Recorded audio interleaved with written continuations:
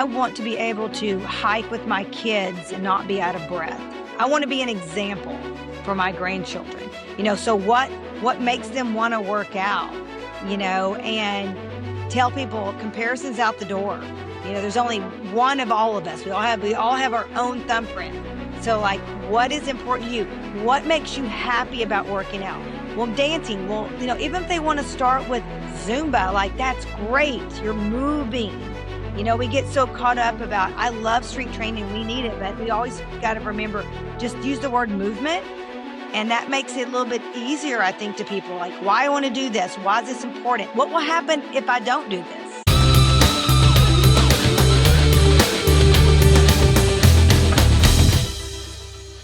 Welcome to the Creative Cynergy Podcast. I am your host, Coach San, and today we're welcoming in another special guest, another Tri-Fitness alumni. This is Brandy Goddard, but she's getting married in a few weeks, so we're going to call her Brandy Jones, is it now? Perfect. All right. Before we welcome her in, let me run down the bio because it is exquisite.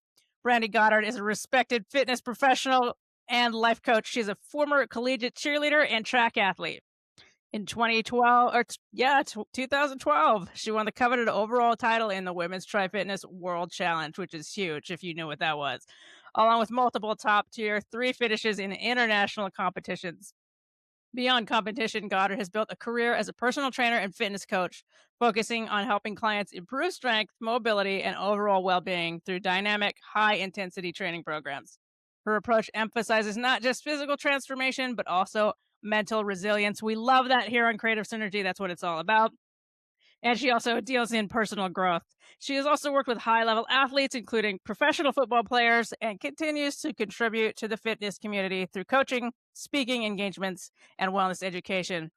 Overall, Brandy is recognized as both an accomplished women's fitness champion and dedicated coach committed to empowering others through fitness. Welcome to the show, Brandy. What is Thank you up? so much. Gosh, that's so awesome. You're amazing at how you present me. So thank you. Heck yeah. No lies spoken. But Yeah. yeah, thanks for coming on the show. Heck Uh, yeah. I mean, no, well, unless you know us, you're not going to know the history here. But I did interview Jenny Williams as my very first guest, and Brandy here and myself all competed in women's tri fitness. That's how we grew to know each other, love each other, and we have a healthy respect for health and fitness, which is what this show is all about, Mm. both mental and physical. Which I love that you do that in your training. So great to have you on. Yes, it's so awesome. Yeah, and I agree with you that now I'm becoming a life coach. I did that about 3 years ago. I've been a trainer forever, and I finally stopped and realized there's so much more to the body and helping people, get their goals for fitness than just giving them workouts. So, yeah, I dove into the life coaching world and then also did a couple different certifications just to really understand the brain. It's so fascinating. And then just use that now with life coaching. And I've been really blessed to work with different age groups, athletes, and see how their mind works and just getting that connected. So now their, workouts are so more efficient with what they do. Absolutely. It's the mind body connection. And that's what I always try to tout here on the show. That's why it is called Cynergy, even though it's a play on my name, is the mind muscle connection, but also how it contributes to other areas of your life. But before we dive into that, let me run it back and ask you how you initially got into fitness. Were you active as a kid? I know you were competitive in college and everything else, but Yeah. when you were first growing up, were you active, or how'd that all start? Girl, you can just imagine me as a kid. I was so hyper and always had a vision of entertaining. And, I started really young with soccer and then went right into cheerleading. And I took it serious as like a sixth grader. And then from there, it just kept going. And, running around a track really made me feel better because I was so hyper. I had 2 hernias. I was so hyper. I mean, it was no joke. And I remember even running on the track, even on ice, because it made my brain feel better. It calmed me down in a very natural way. So working out, started getting to high level into cheerleading. So I just did gymnastics and all of that, and I never stopped, And so luckily, I found a college that gave a full ride cheerleading scholarship, and so from there, I just kept going. So, yeah, since a kid, I have been wild and crazy and finally kind of slowing down. So, you had to put all that energy somewhere and you found Yeah, sports, absolutely, yeah, yeah, yeah, perfect. So that yeah. what eventually led you to what we affectionately call the women's tri-fitness. Well, Jenny Williams, Yeah, she, hey, shout I out. did, no, I did and competition I got asked to do, and this is hilarious, girl. I don't know if you even know this. I did the National Aerobic Championship, and it was on ESPN. We'd wear like the little outfits, and we had the little white Reebok high top shoes, and we all had I was on a trio team. So we're all moving together, and we ended up winning the national championship with that. And then we ended up getting seventh in the world. So we went against other guy teams and we went to Vegas for the world. And that was against Chile and Hungary and all these big, crazy countries. And so Jenny knew I did, the fitness, like aerobic routines. So, well, come try fitness. And I'm like, okay. So she takes me out there, girl, you're going to die. I started practicing on the monkey bars. I only could Mhm. do like four and dropped. I had no strength. And So no then I'm joke. like, oh, I'm Yeah. telling you, even get up the rope, I could not do it. I was just, not into that kind of training. And then I just got locked. I did that for how many millions of years? Most of my adult life. Yeah.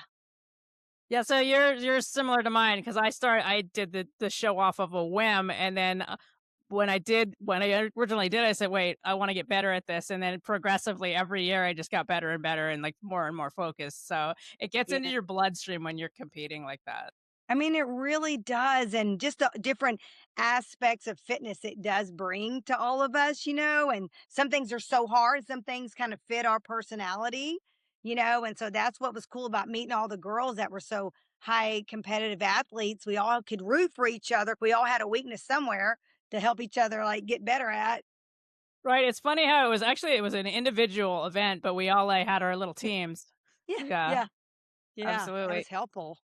So before you got into Tri Fitness, you were already competing in the aerobics as well. Yeah, I So where was. how did that start?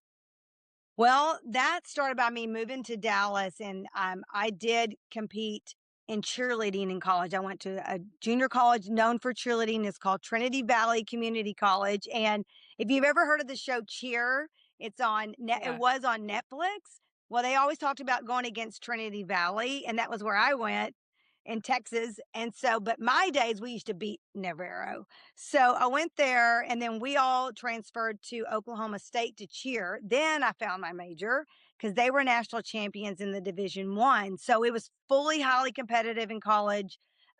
So for me doing that so many times, these two girls needed another girl for their national aerobic championship team and asked me to try it. And that was something I've never done because they use ankle weights to do kicks and weight vests for one arm, the one leg push ups. And, it was a different kind of hard training, more body weight, but we did add like weight vests and ankle weights, and we had to do a full blown just the routine. And so that was how I got into Try Fitness. And that was why the fitness routine was fun for me. And I had to learn to get strong and more athletic. And then again, I loved how that felt, especially the box jumps. I loved it. Oh, you may be the only one who loved the box jumps.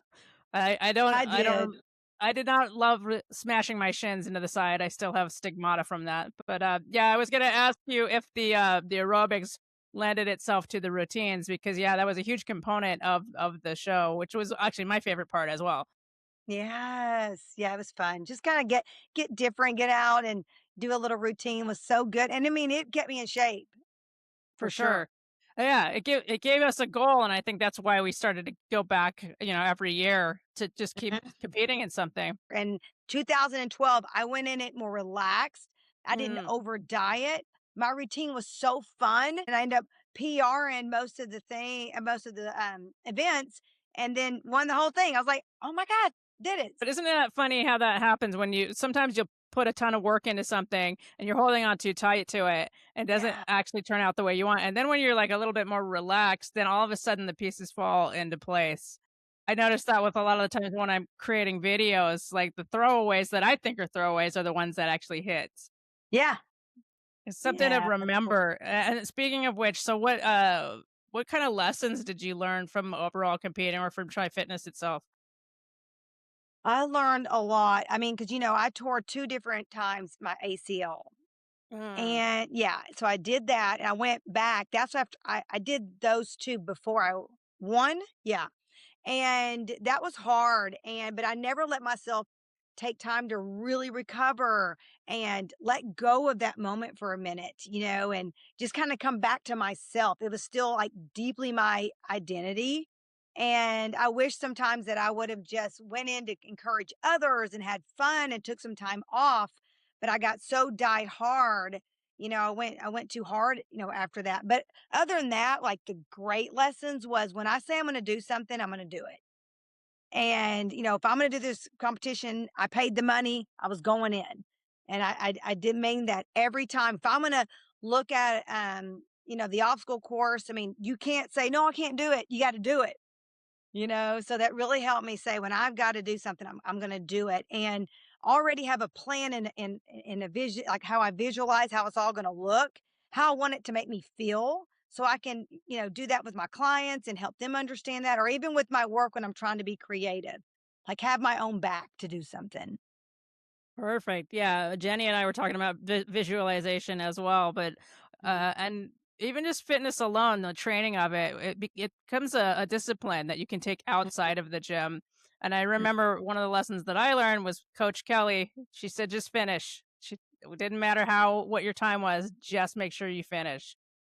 So Yeah, when you like you were saying, when you put your mind to something, you want to make sure that you follow through with it. And a lot of people, these days, they don't do that. And it really talks about the character that you have. If you're gonna say something, follow through with it, and as yeah, athletes, we learn that in preparation. So, yeah, that's a yeah. great lesson to take forward. I mean, it is, and then not only that is like I would take some of the practice time or work on an event. Like I would do like work with the client and go in there and just jump on the box 30 times and then like let it go, or run a couple shuttle runs and grab the bag to throw in. I would do like it didn't have to be hours of training. You know what I mean? So even people like saying have your own back, do something, and then keep up with your goal. Well, exactly. I had limited time today, but I made sure I got a dirty 30, as long as Yeah, you me are too in my moving. garage. Yeah, exactly.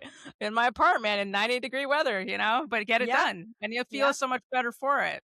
Oh, it does. I will say that's so funny you're saying that. Today I went in the first 10 minutes, all I could think about is all my stress. I'm like, what does this Mm. got to do with anything? I was on my Airdyne bike and I'm like, gotta do this, gotta do that. And I'm like, and then finally I had to really remind myself, there's nothing I can do right now. So I did everything that I needed to plan. It was like you, a really quick one. But when I got done, I actually was a better trainer for the end of the day and did my sessions even better. So anything makes a difference of just, getting that workout in for sure.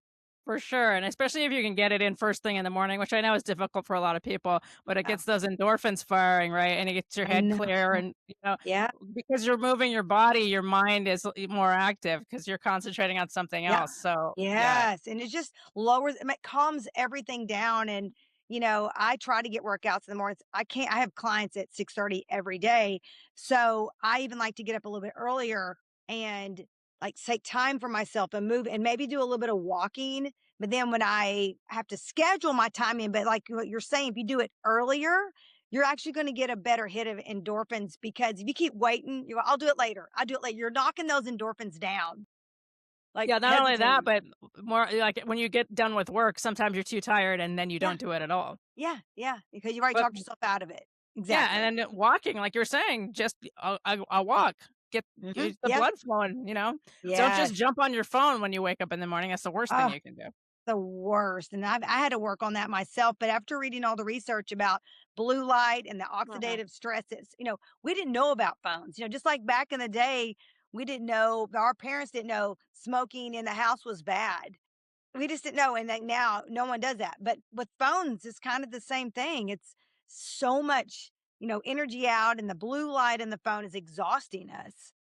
And that's a good point too. As wellness is actually starting to blow up, people are Mhm. becoming more focused on their health and fitness, which is why I wanted this podcast to exist and the other things that I'm doing. But longevity is one of the big aspects of it, and people are trying to learn how to not just get in the gym to look good. I mean, that's a great byproduct of it, but it's not always about aesthetics. It's about how you can like play with your kids when you're older, or go up the stairs, or Sleep. you were talking about 2 ACL tears. I actually hurt my meniscus recently. So once Mhm. you use it or lose it, am I right?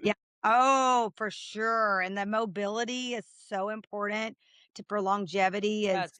really keeping that mobility in and just stretching our old bodies because I just feel so much better if I stop and stretch in the morning for 10 minutes. I could just, like, get going better than being all stiff. So people just now, they're on their phone all day, they're sitting down.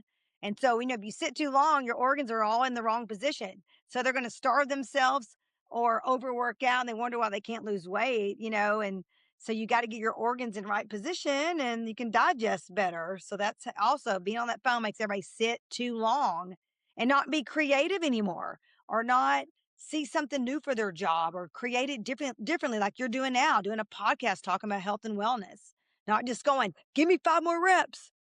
Exactly. And this particular podcast, because I am a writer, is aimed at other writers and more, Mhm, sedentary creatives. So you were just talking about sitting all day. Maybe you could expound on that and like how people who actually are sedentary for their work, because it's a lot of mhm. people, not just creatives. Most everybody's in front of a computer for their job, Yeah. unless you are like blue collar construction or Yeah. something. But There's how can people who are creatively sedentary, like, get those workouts in? Because this is what I've been trying to push this entire time and why this podcast exists. So, let's no. hear from, the pro here, Brandy. Yeah. Well, one thing we need to let everybody know to do it let them have a small goal, 10 minutes. They can pop in, if they can, a YouTube, a 10-minute stretch, sit in the chair and stretch, stand up and down so many times. Start with something to feel the blood flow, and then their brain's going to feel more, it's going to feel better. They're going to want more. They're going to see they're going to write more or do whatever they have to do at their job if they just move the body. Because sometimes if you sit too long, your thoughts, they get in your body. So all that, they're stressing out, they can't write properly or do a project correctly, the stress goes all in our joints and it locks us up. And then they're just not being the best human they can be to do their purpose, whatever that is. Because sitting will just not let you digest properly. Your joints are going to get extremely tight. Your brain gets tight. It's a muscle. So Exactly. they need to think short. I can do 10 minutes, and that is standing up and down over and over again. One leg balance, count for 30 seconds. That's again longevity is having your balance and things like that. And then they go, "Oh, I feel successful. I just balance. Okay, now I'm going to write something cool or do whatever." They feel that success differently than just writing on paper and stressing their whole body all day long over it. So, guys, it's not just me saying it, other people are saying it too. I always try to tell those micro breaks are huge. Little snacks, get up. Like when I was in an office myself for my 9 to 5, we would make at a point to get up and do a walk around the building because we didn't Mhm. want to be stuck in that sedentary position, hunched over all day. Yeah, So, yeah. Yeah. I yeah. mean, you won't be able to if your purpose to do something really successful, you're only going to do half of that. And that's Mm. all you know. You've settled into half of what your purpose is. So if you really want to feel the high level of what you're wanting to do, you've got to move your body around and get it moving. Walking helps you, think correctly. It takes all that stress thoughts we put in our head, like you can actually, kind of figure them out as you walk. So, like you said, stop. Sometimes I go to the bathroom if my son used to wrestle. I had to sit forever for wrestling. So I'd go in the bathroom and do a quick little thing in the stall. And I'd be like, okay, now I can watch him and not stress out. You got to, anything, you just got to have a moment of doing something different. Tell yourself, sit down and stand up. I'm going to do that 20 times. That's huge, guys. You don't want to be cutting off half of your purpose because Yeah. everybody's here for a reason, especially as us creatives. You don't want to be, like I've been saying this whole time, we need you, we need your art. So get up and move Yeah. around. If you're, we're here to help you do that as well. Yeah. That's Yeah. awesome. I want to circle back to the injury aspect of it because when I had Jenny on, she made a really good point about so you're injured, but it's better than like to sum up what she said, it's better than never doing something at all and never Mhm. trying because the injuries will come regardless. Yeah. You'll be Mhm. walking down the stairs and twist your ankle, but at least when you've been a competitor, you've actually tried, we don't call it failure. You learn those lessons. So, how did Yeah. the coming back from two ACL tears? Because that show took down a lot of people. Fortunately, I never tore my knee, but I did get a grade 2 ankle sprain from it, and Oh, yeah. yeah. So, but I was back in the gym the next day, you know how we do. But Mhm. how Mhm. how did those injuries, like, affect you mentally, and how'd you get back in the game after that? Well, I just already knew that I need to be in there. Like I knew that this sport was exactly what I want to do and I love and it was like my own therapy in a sense and I already knew I could do it again. That's all I can really explain with that. But I did go back and do things in slow steps with it and did the mobility and the flexibility. Straightening my knee out was so hard, or getting it back and doing all those strong flexibility moves I needed to get back. But I learned so much about the body from it, and how to be ready when you're in a nervous energy. What do you do before that? How do you get your mind in more of a calm state, and breathing is so important. And then, after all the Tri Fit, I kept going. I did the American Ninja Warrior show, and that was so scary, Oh. such a bizarre moment for a 5'1", girl. But just having the experience, and, I had to learn how to really calm everything down around me, which is really hard for me.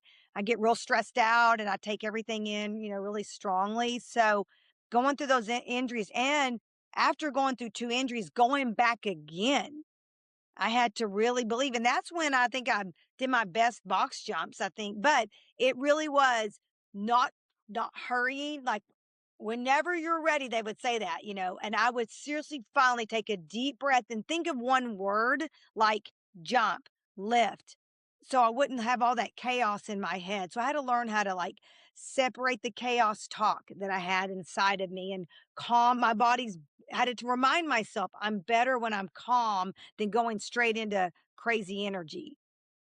That is another great tip to take into life and for us creatives too. And I didn't know about the American Ninja War thing. I'm going to put a pin on that. We're going to circle back to that. But you've been talking quite a bit about mobility, and I Mm. share that aspect because I started this because of my 9 to 5 job. Because when I was sitting there so long, my hips started to hurt a lot, and I was like, "What is this? I've never felt this before." So I started really looking into not just flexibility, but mobility is a completely different animal, and I've been looking more and more into that. So can you talk about your journey with that?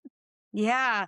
So I do it more now, just because of age, and, the ACLs left a lot of tightness in my knees. So which that's going to go into my hips too. So now I've done a lot of the animal flow, and that you can find that on YouTube, and just do a simple animal flow for 10 minutes. I just do 10 minutes sometimes. And I feel so much more open in my bottom half of my body, and you just feel relaxed, and you don't, my brain will get tight if I feel real kind of injured or tight. But after I open up with some mobility like that, my brain does feel calmer. You're not so rigid with your movement. You just feel more open. You truly do. So I got into animal flow. I still do. Let's see what else. I do some yoga, but I like to mix that. I'll do like a yoga pose and then move my hips side to side to get the mobility movement. I do it with all my clients now, so I'm constantly talking about it all the time. Yeah, it is huge, and I think it's underserved, and it's something that I'm Yeah. actually building as well. But even yeah, I had mentioned I had hurt my meniscus lately, and I started to do more mobility, even just getting into a deep squat, and moving Yes. around a little bit, and it started Mhm. to feel Mhm. better. But absolutely, that's a huge thing, especially as we get older. And you were saying like the stiffness starts to affect your mind too. So Yeah. again, that's that mind body connection that we want to loosen it up, and then it loosens up the mind as well, and you can get more creative output. But Yeah. let's talk about American Ninja Warrior. I did not know you were that. That would have been in your bio in the beginning. So how did that happen? I didn't go too far, so it's hard to claim. But the Okay. greatness, yeah, the greatness from it, I did it twice. The first year I got through two obstacles that you're gonna die is another injury coming. The second year got through just the side to side stepping because I had a horrific Achilles tendonitis from all the box jumps and I didn't take the break. So after the second show, after I fell on the steps, girl, I tore my Achilles in half a week after the show. So I told my doctor, sew it up because I'm going back in. He's like, oh my gosh, don't staple it, but sew each piece.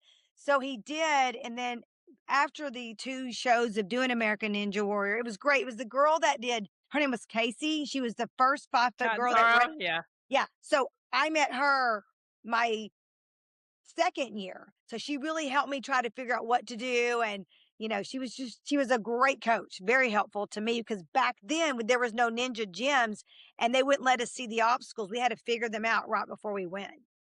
And I didn't go till 1 o'clock in the morning too. So I had to sit there all night long. Wow. That's a Yeah. crazy story. Yeah, And so, we don't have a full gym here, but there used to be a gym that housed some of the actual like, the oh, running wall. So I hmm did try it, I never went on the show, but it's funny, you were talking about Casey Catanzaro.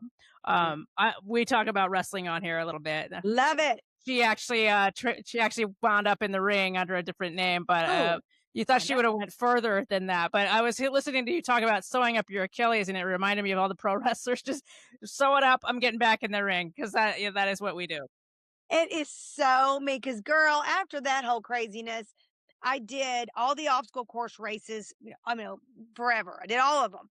But my goal was to do the world's obstacle race in Vermont. It was.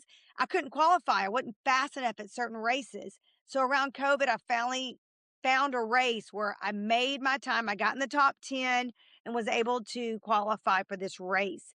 And I trained. It's so hard. It was 8 miles of going up and down a ski slope and had 40 obstacles, the best obstacles in the world. I mean, I can't believe half the stuff I did. But the week before I went, I'm climbing upside down on this rope it's climbing rope, so it never breaks. Climbing rope is really thick and it broke. And I fell straight down for some random reason on a metal pipe that was kind of angled and I hit my back. Now I can't even get up. I've got that fire down the leg feeling, and I'm like, I got 7 days. I couldn't even get in my car. So that was a Saturday. By Wednesday, I could get in my car. And I said, if I can um, like get out of my bed and do extra, then I'm going to go and be a volunteer.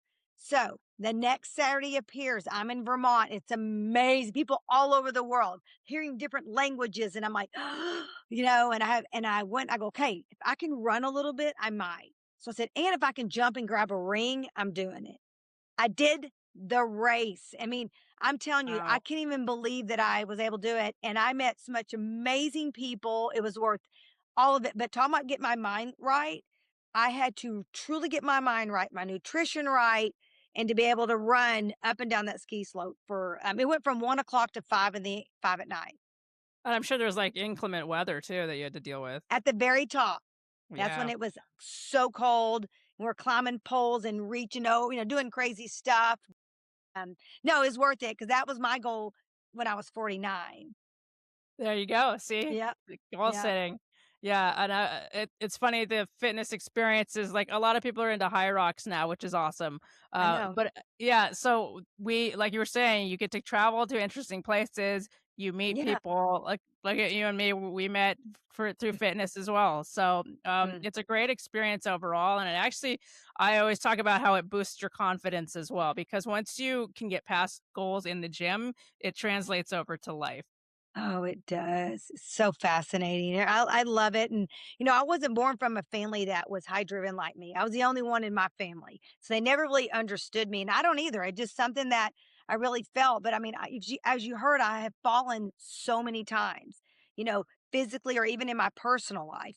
I moved to Dallas almost 3 years ago and I sold my business at age 52 and had to restart over, and that was so scary, like, starting over, as a single person, and I had a fiancé then, but I was still by myself with 2 kids, and then just had to have the confidence, like, this is my passion. This is my value is to bring others, to another level, to understand their capacity, and it's really helped me, and now I'm doing great, found what I want.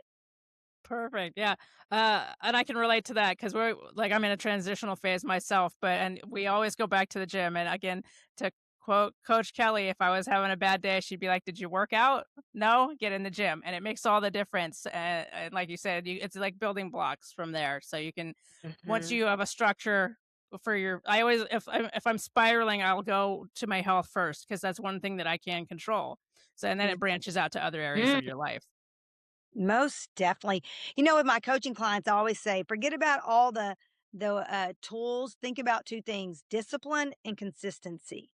like whatever that is. If you've never painted a wall, the discipline would be to read about it, to figure out how you want to get the tools and figure that out. Then you consistently keep painting a wall, you're going to get success. So I always say Absolutely. DC, discipline and consistency, and stay in those words, and then you will feel success. For sure, and that brings up a thought of mine. Chuck Norris just passed away as we And record this podcast, and I had written a story about how I met him, but more I wanted to touch on. I read his book, his autobiography, and in that, one of the things that always stuck with me, what he said was, "When you try new things, it pierces the veil of uncertainty. So even if mm, you quote unquote fail, now you have an experience to draw from for the next time. So as soon as you get yourself to push forward into whatever's scaring you, it takes a little bit of that fear away." yeah, you are so right. And courage is being scared, but doing it, and Exactly. when you practice that, I mean, because if you don't have that, or you stop at mistakes, you are just sitting there. There's no action, so you're missing the action. See what happens with that, who you meet or what comes across your path. It's not just about that big goal at the end. It's about all kinds of cool things that you get through it. You learn about yourself.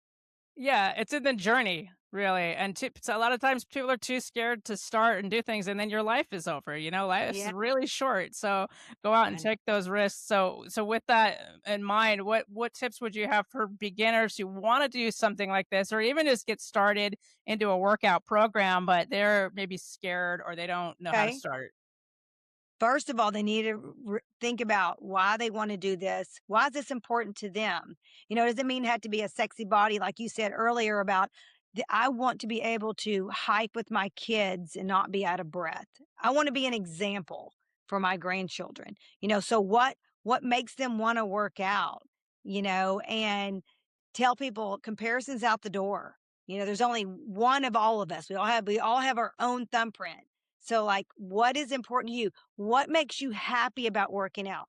Well, dancing. Well, even if they want to start with Zumba, like that's great. You're moving. We get so caught up about, I love strength training. We need it, but we always got to remember just use the word movement. And that makes it a little bit easier, I think, to people like, why I want to do this? Why is this important? What will happen if I don't do this? Exactly. It always What's starts going to with happen? your why. And like you were saying, it just find something that you enjoy doing as long as you're moving. Yeah. Then it Uh, just moves on. yeah, Jenny and I were touching on how a lot of the times on the social media, all I see is them saying, "Don't do this. Stop doing this." By the Yeah. time you go through all of that, you're not doing anything. Yeah. Just do something. Yeah. Go in your street clothes. It doesn't matter. Just I know. make yourself move. Yeah, do the exercise you love. Like sometimes I can tell my clients are not in a really good mood. I'm like, which one do you love to do? It could be like, I just want a bicep curl. Let's do it. And then we'll curl and we'll add to it. And then they're not even mad anymore. They're ready to work out. Like, what do you like? Exactly. Yeah. The consistency will start, and after a while, you'll be like, "Oh, I have to make it to the gym." Not, "Oh, Yeah. I gotta go to the gym." Yeah. You miss out going to it. But I need to circle back because I want to touch on your life coaching Okay. because I think that's awesome, and I would love to hear more about that. hmm Well, like I said, I started off because I can tell people need more than just a workout. And after I went through schooling of it, it changed my life. It changed the worry into concern, which means worry, you're creating problems. And then now you shift to concern and now you take action. It can be you're writing an email, you're writing something down, you're not sitting in worry. And so I really learned a lot with that. And then when I talk with people that are into fitness, like you said, how do I start? Instead of me going, well, you need to do A, B, C, and D, I do go to the mind first. And emotions, what's wrong with you? What's creating your emotions? What are you thinking about all day long? Because your thoughts create actions. Your actions are gonna, move on down the line to results. So, I always remind them, whatever you're thinking, that's what's going to create that emotion. And so, you can change your thoughts. You can change your thoughts and change your whole life, your whole day easily. When you wake up, you're like, oh my gosh, this is going to be the longest day. Like that's not going to help anyone. It's like I get to actually put on shoes and feel better in about 10 minutes. So Yeah. that's that excitement I get, and luckily with I am I love hearing about people. I tell everyone we're all extraordinary. The deal is we go through experiences that have just kind of changed our path or, made it kind of hard for ourselves. But no matter what, like you said earlier, we all have a purpose. And if we don't move or think differently, understand ourselves and be vulnerable, then it's harder. So I love to pull that out, get that mess out. Let's talk about it. Let's lay it out there. And what can we actually deal with? Let's do this one little thing. How did that make you feel? And then after each session, we're like, what can we do more? I'm in the next 7 days. What do you want to do less? But what is working for you? You want to keep doing, And so it's not counseling. It's definitely a more of like them creating their own solutions and, "Okay, I can do this." Now they've created self-belief in every session, and I'm seeing some great results for people and myself. I do the same practice for myself. Yeah, it empowers them, so then they get Mhm. excited and they wanna keep going forward. That's a great, 1-2 component, and that's actually, again, mind body synergy, bringing it Yes. all back around to, it all starts up here And because it real your mind can actually make your body shut down if it wanted to, and vice but versa. Yeah. Mhm. Yeah, you're totally right. And, stress, I feel like might have been a part of all my injuries, and not really taking care of things within that I should have. And then they all stop you till you have to face what's, holding you back or creating lots of injuries or, or you don't want to be too sad too long. We need to be sad for a certain amount of time or angry, but we have to put a time limit on those negative emotions. We don't need to neglect them.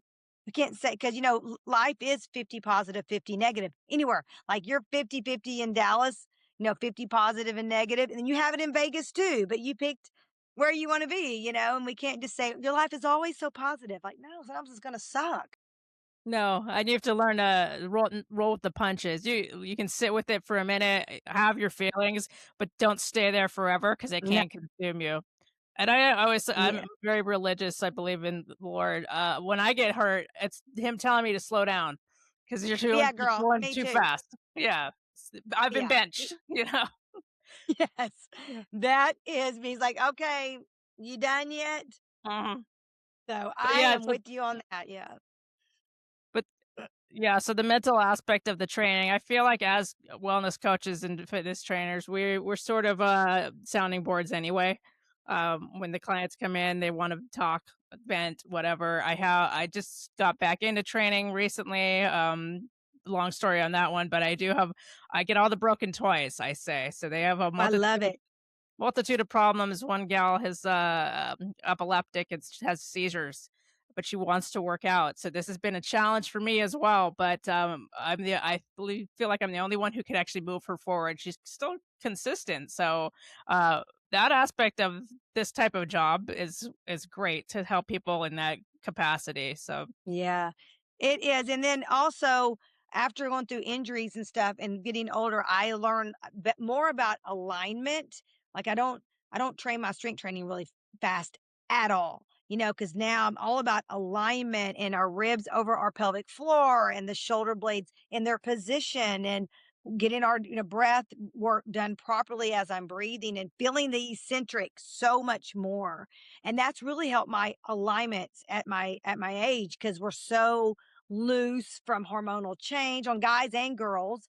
And so now with my clients, starting from the feet all the way up, if one toe is lifted up, there's something off, and I'm like, I know I'm crazy. I can't help to look at your big toe. We got to get this straight, So really trying to help alignment. And I have this client too. He just was in the water under a cave and he was scuba diving. He got caught under and he lost oxygen. So now his whole side is the nervous system does not work properly. But now his brain is telling him he's still hurt. I'm like, "You're not in the cave anymore." So when I stretch him, he feels like rigor mortis, like real stretch. So now I'm getting his nervous system and I breathe and I always have to use the word you're safe. And now he's planting both feet straight down, not leaning on that one side and dragging his leg. I go, "You can pick up your knee." And so anything that I can find he can actually do, I make it, make him understand like you can use this part of your body, like you're not underwater. So our brain sometimes thinks that we're still hurt, but your body's fine. So we have to really, understand that connection. That's what also helps me with my clients is learning that. That is an amazing example of the mind body connection. And especially if you've been through some kind of a trauma like that, how it's still locked in there. And I love how you, even for yourself, you were saying just the words that you would use to pop in and out of. So it would keep you focused. So that's a great aspect Yes. as well. hmm Yeah, perfect. So what are you up to lately? Well, like I said, I'm getting married in a couple of weeks, Yeah. and I know I'm excited. I've gotten into the world of dance. It's just been really interesting. High school dance girls, and I've created a program where it's mobility, strength, and life coaching, and it's a year program. And so they'll do, for the first 3 months a certain amount, the next three, and then the next. And so coming here, I've just been blessed. It's happened crazy, but seeing their body, seeing what they go through, helping that nutrition aspect, the mindset of that. So that's been a lot of my time. And I'm hoping to start my own podcast, girl, but it's hilarious. It's called Juicy Talk. So Oh. I want to open it up to like everything raw to relationships, and health, and of course, and your mental health, but more of like whatever raw comes out. And at the end, I want to go, remember when? Like talk about. So I've been working on Juicy Talk with Brandy Jones. So we would love to have you on there as well. Anytime. All I can say on that one is rip the Band-Aid off because it Girl.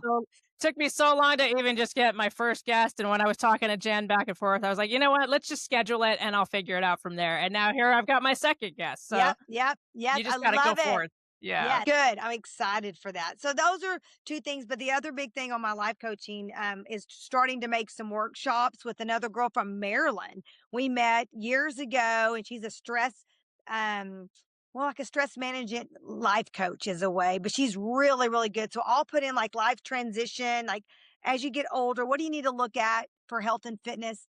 What's good for the mind, for the body, all of that as we get older. So we're going to connect that together. Do like, some weekend workshops. So just creating those right now and still just training everybody. Well, you surprised me just like, Jenny did with her, real estate wellness, and then I'm doing it for the creative side, so we're all just gonna have to come together and do one big workshop, Yes. I think. Yeah, Oh, that would be so fun. Yes. absolutely. Yeah. Yes. Or some courses or something. And again, like Yeah. I told her, I've got them on file here. Yeah, Okay, you do. You call me anytime you want to just talk about it. Like I love those conversations. absolutely. I think it's, meant to be, as they say. Yeah. Yeah. But I wanted to go I, back to something because I forgot to talk about okay. it. The kinetic chain, because when hmm I sprained my ankle, it never healed right, so my gait is off, so that throws everything off, but so everything starts from the ground floor up, you know? hmm And I then, know. again, with the way that we have to train differently now as we get older, I have a training partner who's 10 years younger than me. She hmm used to do the silks, Cirque du Soleil. Yeah. She's so strong, and then I'm in my mental state, I think I'm the way that I used to be with, hmm being athletic, so I try Yeah. to lift her weight. There's no way I can train like that anymore, and we have to find ways to still be active, but we can't do the same things that we used to do because Yeah. we're not gonna get the same results. No, but that's okay, make it fun, like with my ACL tears and, my meniscus was with that as well, and I didn't get that repaired, but that's what really brought me over to more eccentric contraction Mhm. based workouts, and going slower and feeling the body differently. And, that's okay. It's good to kind of change it up. And if I need my sprints, I'll get on like a spin bike and do like uphill sprints or something, to change it up.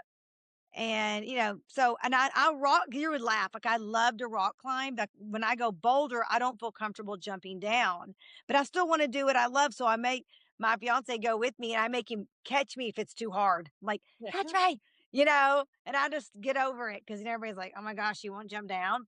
So you just got to change it up, and, do what you can with it and make it fun. We've already proved ourselves so many times over our life. Now we get to just enjoy it, see what we can do and what we can do differently.